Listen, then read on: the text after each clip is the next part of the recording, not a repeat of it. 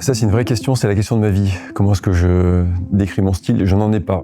Je me nourris de ce que les clients, le contexte m'apportent, de là où ça m'emmène. C'est comme un voyage en fait. Chaque projet, comme celui-ci, ou comme d'autres, c'est un voyage. Bonjour, je suis Tristan Ware, architecte d'intérieur, ensemblier, décorateur, tout ce qu'on veut, parisien et travaillant pour le reste du monde. J'ai une passion vraiment assumée pour les voitures, mais pas que, pour la mobilité, pour le transport, pour le voyage, que ce soit avion, bateau, voiture ou train, ou moto. J'arrive pas à l'expliquer exactement pourquoi, mais j'aime bien les petits espaces. J'aime bien me sentir dans un endroit qui est presque le prolongement de mon corps, comme un vêtement supérieur et un habitacle d'une voiture qui est assez étroit, qui donne une intensité sur les matières, qui donne également une acoustique et des odeurs qui sont très contraintes. Ça me plaît beaucoup, ça doit me rassurer quelque part. Et il y a ce côté assez méditatif du voyage, de la conduite, de cette haute maîtrise du danger pour justement pouvoir s'adonner à la poésie, à la rêverie. J'ai l'impression, au fur et à mesure que j'avance, de comprendre que je m'intéresse surtout à l'intime.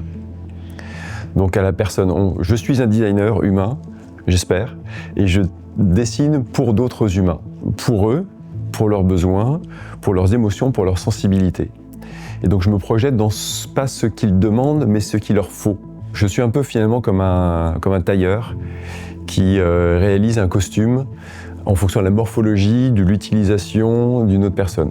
Pierre Frey, c'est un pilier en fait. C'est comme un grand-père qui serait là, qui nous accompagne depuis toujours. C'est-à-dire que si je dessine quelque chose sur mon petit carnet, que j'ai l'habitude d'avoir en permanence avec moi, s'il n'y a personne pour les réaliser derrière, ça sert à rien. Ça sera juste une idée, une utopie. Alors que eux viennent renforcer et pérenniser les idées qu'on peut avoir en tant que designer. Donc Pierre Frey est une maison avec laquelle je travaille depuis 27 ans maintenant, française, avec des gens passionnés, et qui m'a accompagné. C'est un vrai support. C'est une vision qui m'apporte, c'est une fraîcheur, c'est une qualité, c'est une fantaisie. Et donc quand ils sont venus me voir pour me proposer de faire une collaboration sur le mobilier, parce qu'ils ont eu cette intelligence justement de reprendre une très vieille maison de meubles, de la pérenniser, de l'emmener et de la développer. Parce qu'aujourd'hui en France il y a quand même très peu de maisons de meubles. Donc c'était absolument évident de pouvoir faire ça avec eux. Et le résultat qui est pas simplement un objet, c'est aussi toute l'histoire de plusieurs mois de collaboration ou même d'années. J'en suis très fier et ça m'a apporté énormément de satisfaction. Il y a eu vraiment beaucoup de confiance et de liberté posée au départ.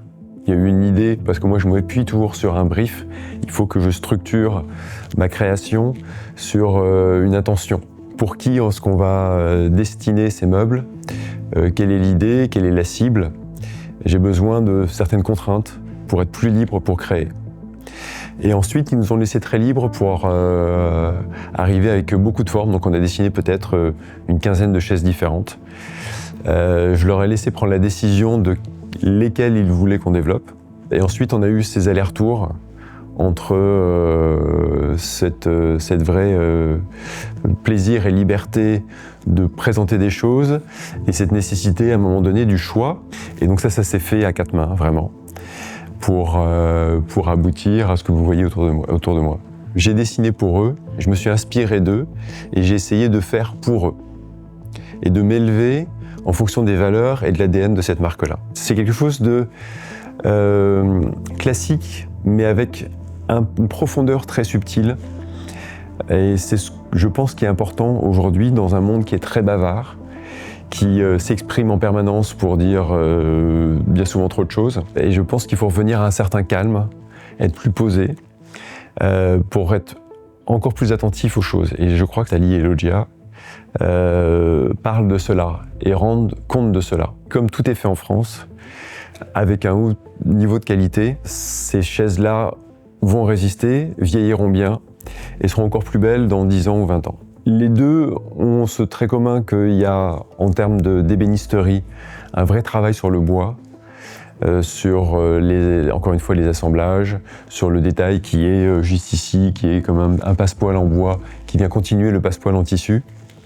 Donc cette attention, cette subtilité. Aujourd'hui, mes sources d'inspiration, elles sont totalement inattendues.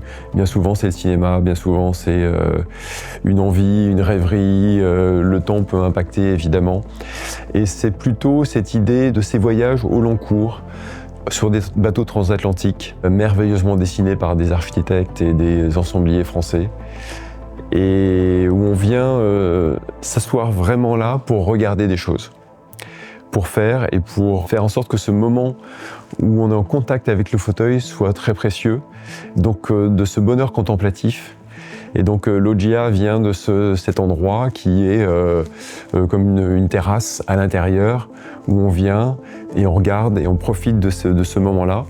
C'est une pause en fait, une pause enchantée dans la journée. Et Thalie également, où on peut avoir une discussion au long cours également, parce que le confort est là, parce que ce que je touche, les proportions, est vraiment très agréable. Donc c'est certainement une opposition à ma vie qui va trop rapidement et sur lequel j'aimerais bien parfois me poser un peu plus longuement sur ces fauteuils. Le projet commence toujours par une écoute, par une discussion avec quelqu'un. Et puis des dessins, bien sûr, sur du papier, carnet de croquis, on se lance, on essaie des choses. Assez peu d'images d'inspiration, je suis pas trop quelqu'un qui ouvre Pinterest ou Instagram pour cela. Définitivement des livres avec des références de grands décorateurs. Et puis après, se confronter à la réalité. Et la réalité, c'est aller à Villers-Cotterêts, rencontrer les artisans, faire un prototype, ressentir le stress du premier jugement que l'on a par rapport à son travail. C'est pouvoir trouver des solutions à parfois ces imperfections. Et là, j'ai à côté de moi un des meilleurs exemples que je n'avais pas dessiné de cette manière-là initialement. Et j'ai voulu avoir une courbe, quelque chose d'un petit peu plus féminin, harmonieux. Je trouvais que tel qu'il était, tel que je l'avais dessiné, qu'il n'était pas absolument parfait. Et là, il y a le chef d'atelier qui est arrivé, qui a démonté la coudoir, qui est allé pendant 7 minutes dans son atelier au fond avec une scie et qui est revenu et qui a fait la courbe que je lui avais demandé de faire, alors qu'au départ c'était vraiment une ligne droite. Et il y a cette magie-là finalement. Et ça peut être fait uniquement avec des artisans qui sont faits en France, à côté, que l'on va rencontrer. Et je parlais tout à l'heure de cette création à 4 mains, mais en fait c'est à 6, c'est à 8. Et chaque chose est importante et en fonction du développement du projet. Et le fait qu'il ait pu faire ça, me donner une réponse presque instantanée, matérielle, réelle, ça m'a permis de me convaincre et de savoir que c'était ça qu'il fallait faire. Et ça, c'est un luxe énorme.